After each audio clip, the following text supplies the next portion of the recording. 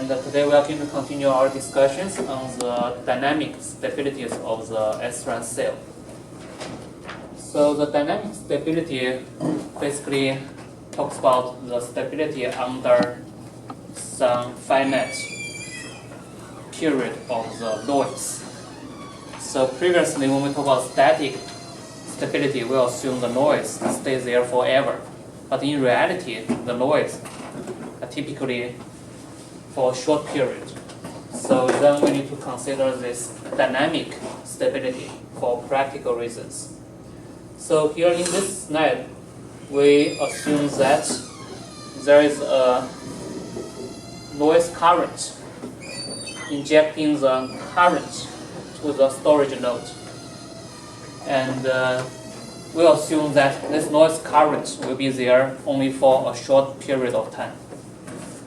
So then we can plot the voltage as a function of time. Let's assume that we have a constant current source here, and this current is going to charge this V2 node. So here this is V2, and this is V1. So we assume that this current is going to charge the V2 as a noise. So here we can plot the V2 node voltage as a function of time. And as we charge this node, this V2 voltage initially 0. Let's assume V2 stores 0 and V1 stores 1. So initially the V2 is 0, and as we charge this V2 node by this noise current, then this V2 node voltage is going to increase. So similarly, let's say at the same time, the V1 voltage, so let's say this is the V1 voltage, and this is a time. So we just tilted this by 90 degrees. So we here, for the V2 node, we have the V2 as the y-axis and time as the x-axis. But for the V1 node, let's assume that V1 is on the x-axis and then the time is in the y-axis. So as we increase the voltage of V2, at the same time the V1 node voltage will decrease a little bit. And then at this moment, if we assume that the noise is gone, so let's say we remove that current source, the noise is gone, then there are two possibilities here. If this noise is short enough, so the V2 node, if the increase of the V2 node is within a certain amount, then after you remove the noise, then due to the recovery, and then the V2 node will go back to 0. So this is the self-recovery of the coupled match we discussed before, right? We have the butterfly curve, and then due to a few iterations, then the SRAM will restore its original state if this V2 node increase is within certain amount. So we can map those two plots into one plot with this V2 versus V1. And then we can draw this trajectory. This will be a trajectory of this process. So that means initially, this is the stable point where the SRAM cell is at. And now with the noise current, then the cell is going to go through this path in the V1 versus V2 plot. And here we don't have the time information because here is a trajectory. As we move along this trajectory, then that is the time information. So because if you think about those two plots and we combine them together, so then we get rid of the time axis. So the time information is represented by the trajectory here. And at this moment, if we remove the lowest current, then the SRAM cell will go through this path and then recover to its original state. So this is the self-recovery of the SRAM cell. This is a dynamic process. And this is one possibility, but the other possibility is that if at this moment the V2 node is increased to a certain amount where this self-recovery will fail, that means the V2 will keep increasing and V1 will keep decreasing. Basically, the state will flip if the noise current is there for a long time. So if you look at the trajectory, basically the cell will go through from this stable point and go through this trajectory. At this moment, even if you remove the noise current, then it will continue this path and then flip to the other stable point. This is the other possibility here. So here, what matters is the dynamics here, whether the noise current is there for enough time or not. So not only the noise current amplitude matter, but also how long the noise current be present will matter. So this is the dynamic process. Any questions? You're assuming a constant current. Here we are assuming a constant current. So what matters is the charge you dumped to this node. You will have some current, and this current will be there for some time, right? So the current multiplied by time is the total charge you inject to that node. So there will be a critical charge that you need to flip the state. If you are not reaching that critical charge, then the cell can recover. But if you inject too much charge, then the cell will flip. So this is a dynamic process. Not only the amplitude matter, but also the time will matter. So this relates to your homework, right? So in that paper, you read how we design the pulsing, the pulse width to satisfy this condition. So if you further look into this dynamic process, you can see the critical time for the flipping. So initially, this V2 node is 0 and this V1 is 1. And when you inject the current to this V2 node, and you can look at the operation regime of those transistors. And you can see that the M1 here is in the linear region, and then M3 is off initially. So you are going to charge this V2 node. So V2 is going to keep increasing, but the V1 will not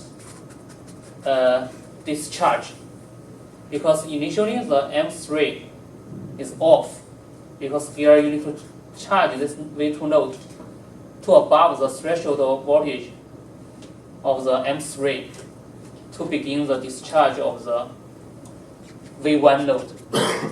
So this is the first phase called the weak coupling phase. And then as you further charge the V2 node through the current, then the V2 node will keep increase, and then this voltage is larger than the threshold voltage of the M3. So then the M3 is conducting, then this VDD is going to discharge. And somewhere here, you will see that both M1 and M3 will be in the saturation region. So this is called a strong feedback phase. And eventually, this flip will happen. if your noise current stays there for a long time, till here. And this is the, in the time domain, this is the waveform for the V1 and V2. But if you plot that V1 and V2 into this V1, V2 relationship, then we have this trajectory. As the time goes on, so the SRAM cell will move from this stable state along this trajectory and then go across this flipping boundary. So this is as time goes on. So then the cell will move the V1 and V2 points from here and then go through this trajectory. So any questions here? If the noise current wasn't constant, then would the critical charge change, depending on the current shape? The critical charge will not change, depending on your noise current and the time. If you have smaller current, then you need longer time to flip. Right. So the critical charge depends on the SRAM cell, the technology load, and the transistor size. So basically, that is a charge you need to dump into that node to flip the state.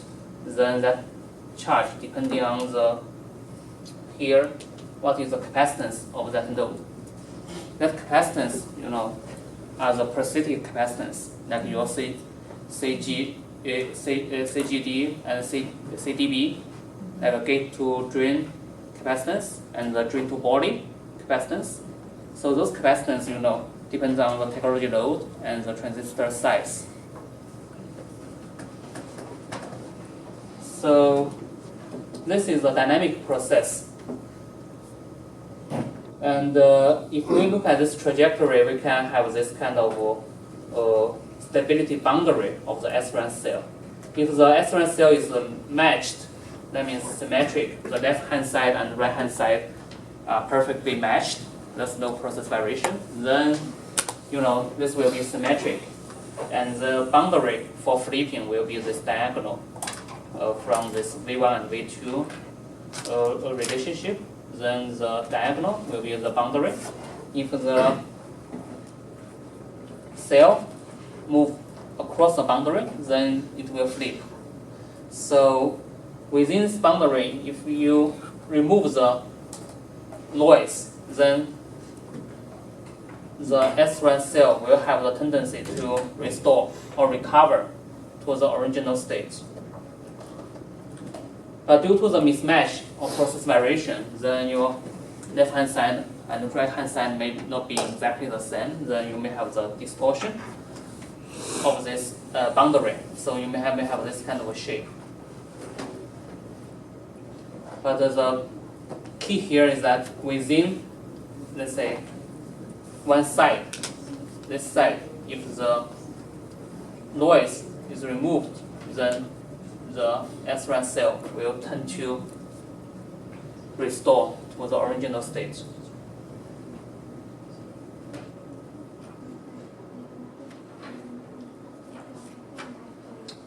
And this is for the read operation, or let's say for the hold operation.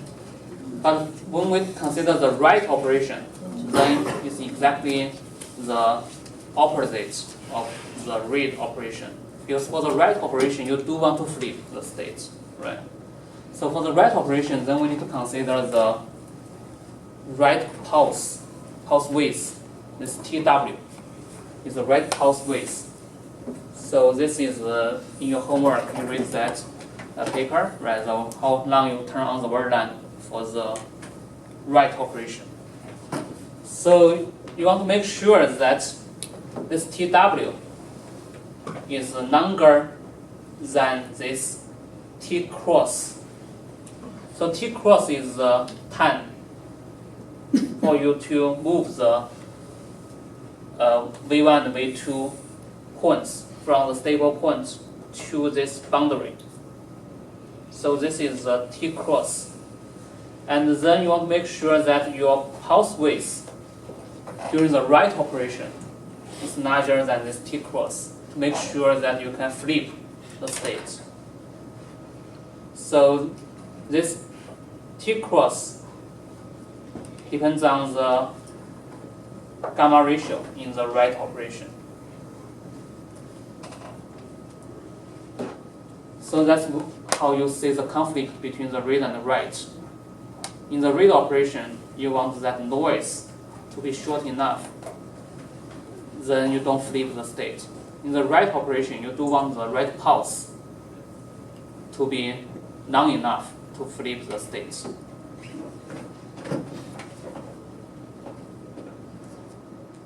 So this is what we discussed. The write operation is a time-dependent event, right? So it depends on how long we turn on the word line. This is the TW. And we want to make sure this TW is larger than this T cross. So that means there's a minimal pulse width we need to flip the state. If this TW is too short, then the write will be a failure because we don't have enough time to flip the state.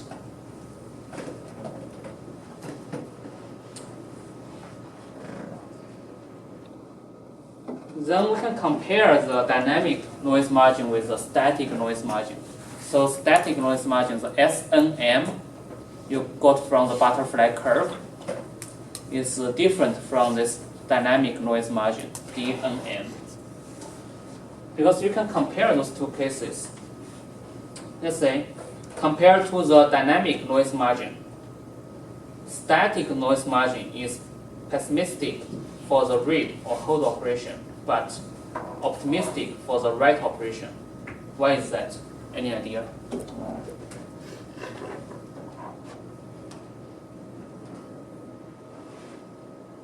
So let's say if your SNM from your butterfly curve predict that is 0.2 volts,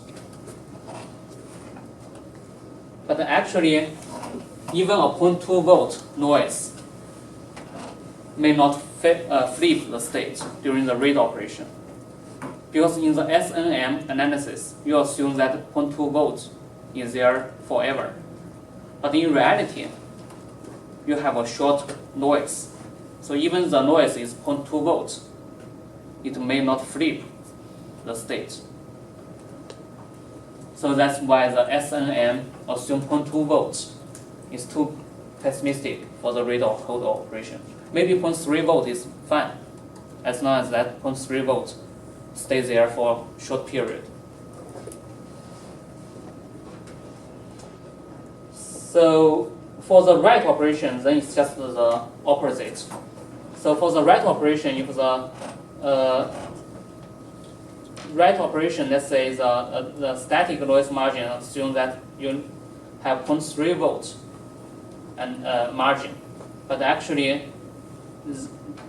due to the finite time of the write operation, then you may not flip the state, even you have enough voltage there, because you need some time to do this.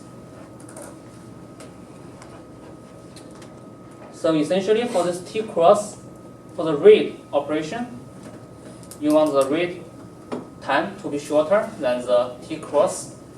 And for the write operation, you want the write pulse width TW larger than the T cross. And this is a conflict you have in the operation. I think this is exactly what that paper discussed in your homework.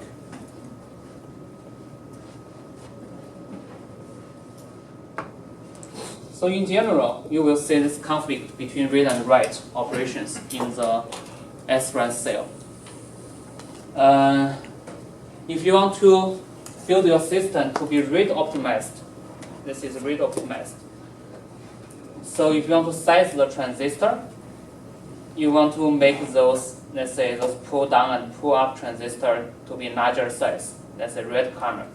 And then the pass gate to be smaller size, the blue color. And similarly for the preferred circuits, for the read operation, if you want to favor the read operation, you want to read faster, then you want to make the SRAM pull-down transistor to be larger. So here the idea is very simple. For the read operation, you don't want to disturb or let's say flip the state. So that means here you want the coupled inverters to be strong, right? And then you have a weak pass gate connected to the outside. So then the data will be held in this coupled inverter. And for the write operation, it's just the opposite because you share the pass gate here. For the write operation, you do want the data from the outside to flip the state. So you want the pass gate to be strong. So you can easily change the state. And also the write driver, those transistors need to be larger sized. So this is the conflict between read and write. Essentially, this conflict comes from that the read and write share the same pass gate. That's why when you do your homework, the other paper, this 8 transistor cell, right? So that design decouple the read and write paths, so you don't have this conflict. But in the traditional 6 transistor SRAM cell, because the read and write operation share the same pass gate, so you have that conflict here.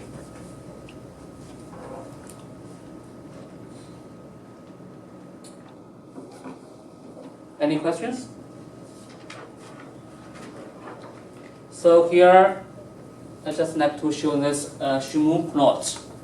So this is a very widely used testing and let's say protocol for industry. And this basically is testing results of your SRAM array at different power supply and different clock frequency. So here you sweep the power supply VDD and then sweep the clock frequency, so you can get this 2-dimensional map. Right? At each point here is a given power supply and a given clock frequency. So at this condition, you are going to test your SRAM array as a write or the read operation will be successful or will be failed. So then you have this pass means successful, read or write. Fail means failure in the read or write. So then you will have this kind of boundary between the fail and pass. So that means for the same SRAM array, you can operate at different conditions. Either high clock frequency, here. You can operate maybe high clock frequency, like in this example, 1 gigahertz, but you need 2 volts to apply. Of course, this is some data from some old technology. So this is back in 2006, so the data is even before that. So this is some old technology. But in general, if you want to operate high frequency, then you have to use larger power supply. And if you want to lower power supply, then the clock frequency will be lowered. So this is a trade-off. And then my question here for you is that when we talk about the fail here, it can be either read fail or write fail. So my question is that, so let's say for this corner, we have the fail. Is it a read fail or write fail in this corner? Mostly. Any idea? And then in the other corner, let's say in this corner, read or write fail. Any idea? Maybe a read and one. Let's say for the top one, that is high frequency. That'll be a right. Write failure, right? Because as we just discussed, for the write operation, you need to have enough pulse width is TW, you need to have some time for the write to happen. So if the clock frequency is so high, then the pulse width is reduced. Then you may have the write failure there. So this is probably due to the write fail. So then how about this one? This corner? Read. Why is read? Because the power supply is too low. Because the butterfly curve, right? As we reduce the power supply VDD, then the noise margin will reduce. So if you go to very small power supply, then the read noise may flip the state during the read operation. So that's a read failure. So this is a very useful testing you need to do for, let's say, for qualifying any new technology. So when the industry move from one technology node to another technology node, so the first thing they want to test is this one for your SRAM chip. Let's say for the processor, you have the L1, L2, L3 cache, and then the testing will be like this, varying the power supply and varying the clock frequency, and figure out what is the operational condition that can pass that can pass this testing. So this is a typical testing you need to do to characterize a new technology node. So, what did you say?